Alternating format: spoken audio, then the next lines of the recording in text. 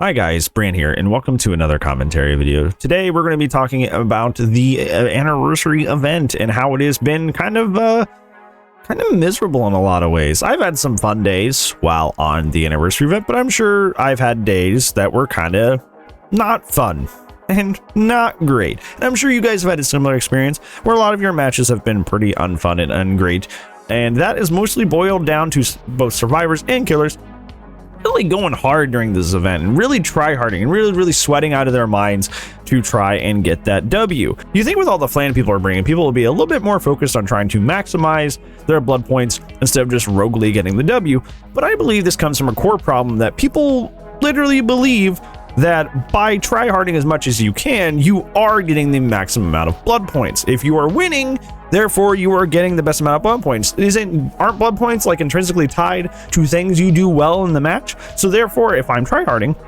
and I'm winning super efficiently, therefore I am getting the most amount of blood points.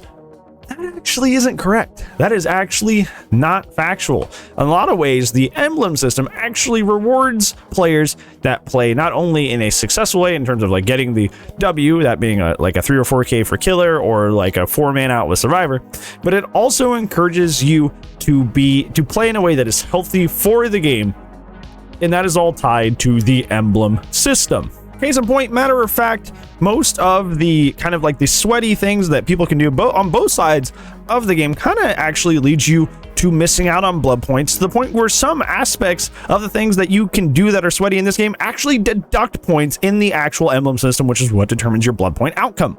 Probably the biggest example of this is the chase emblem for the killer. The killer is often encouraged in scenarios, if they want to win as quick as possible, to camp the hook, whether it be like hard camping, face camping, or you're talking about proxy camping. Killers are often encouraged to camp if they want to, win the game as efficiently as possible, because if you camp somebody out early, the game becomes a 3v1, and that's really hard for the survivors to come back from. So a lot of killers camp for that reason, because they're trying to force that 3v1 situation. And a lot of killers associate this with playing well, playing efficiently, but a lot of killers unfortunately also associate this with getting the most blood points. But the Chaser emblem actually quite literally deducts points from you based on your proximity to the hook. If you are proxy camping, if you're relatively far away from the hook, this starts at a 3-point deduction to your total, but that is per second.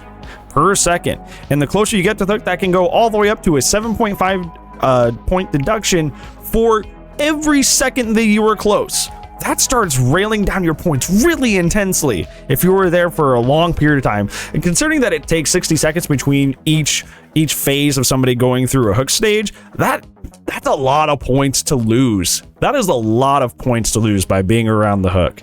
You get severely punished for camping in terms of the killer's emblem system. It is very scary, very scary.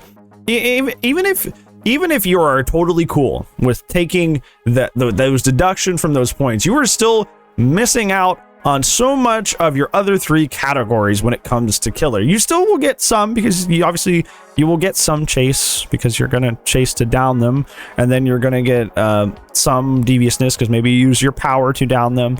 Maybe you're going to you have to hook them to begin with, so that's a whole other category. But by and large, you're kind of missing out on like 3/4 of your point pool there if you only decide to just camp people. You are actually doing yourself, if you're looking strictly at like somebody bringing 5, everybody brings 5 flans into a match, yeah, that multiplier is not going to matter if your point pool is really small. It'd be like you were just playing a normal game of Dead by Daylight before the event. It literally makes no sense.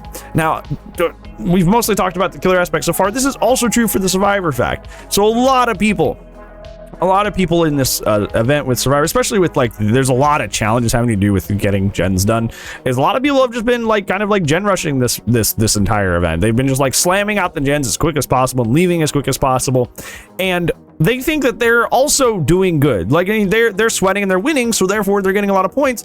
But when you're only slamming out the gens and not doing anything else, you're not chasing, you're not doing any altruism plays, you are quite literally only maxing out Lightbringer, which is the objective one, the objective emblem. You are literally only maxing out one emblem So you're quite literally missing out on 3/4 of your emblems, 3/4 of your blood points when you decide to only immerse and slam gens. You may be getting the W, but in terms of blood point efficiency for an event, you are quite literally missing out on 3/4 of your blood points by doing that.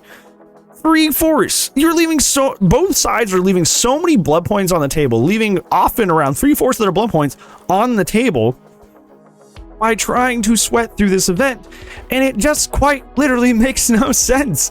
Like, and I think like so many people don't know this. The other day I was in Twitch chat, and I was talking about this very thing because we were having a match where I think it was a survivor match where somebody was camping me, and I was like, this doesn't make any sense. There's 5 flying in this match. He's losing points, and somebody didn't even know what that meant. And I'm like, okay, go play a Bubba game.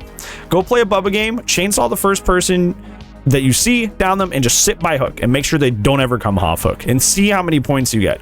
And they looked, and they, you know, like I just said earlier in this video, their chaser emblem was like garbage because he had spent the whole match by the hook. So it was subtracting that 7.5, 7.5, 7.5 for every second they were on hook. So even though they technically were winning the match, they were getting like terrible blood points, even though they were like doing something efficient that was going to get them the W, right? And it's like so many people don't know. It's just like pure ignorance, And some people do know and don't care, and that's even worse. But like by and large, I would say most people just like literally have no idea. Like literally have no idea that the game actually does actively punish you for sweating in terms of like their blood point categories. And even if it's not actively punishing you, you're leaving so many blood points on the table when you sweat out of a match. You try to speed through the match as quick as possible, whether it be on the camping tunneling side of things or on the gen rushy immersion side of things. So yeah, if you're in this event and you think that just because you're winning you're getting the maximum blood points, that is factually not true.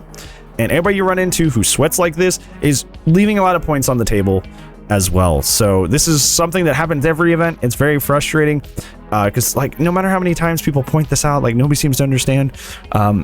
So hopefully I can reach some people who did not know this was a thing, and hopefully kind of like encourage you to not go so hard during the event, because it's quite literally in your best interest with the blood point multipliers to not do that. So yeah. It's gonna be it for this one, guys. Thank you so much for watching. Are you having what is the quality of your matches? It's a really silly question to ask, because I know a lot of you are going through the rough of it right now, but maybe talk about some of your stories of the nightmares you've experienced during the sweatiness that it always happens during these DBD events down in the comments below.